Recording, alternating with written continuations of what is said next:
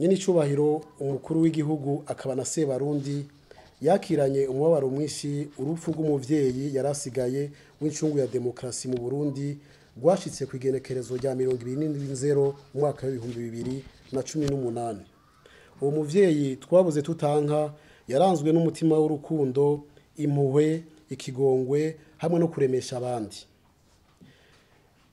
Ivyo yarabigaragaje cyane mu minsi yakurikiye igandagurwa ry'umwana wiwe akaba n'umukuru w'igihugu nyene icubahiro Melchior Ndadaye.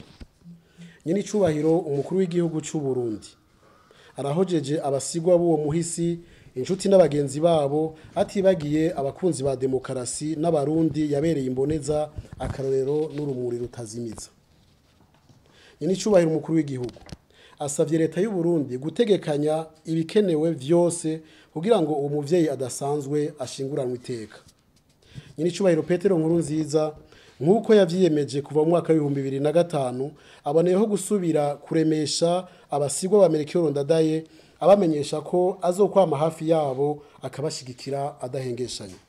Sebarundi arangije asaba Imana mushobora vyose kwakira mu birimba vyayo uwo muvyeyi yarayashengeye no kubera umuhoza na kiremesha abasigwa b'umuhisi Tereza Bandushugenge.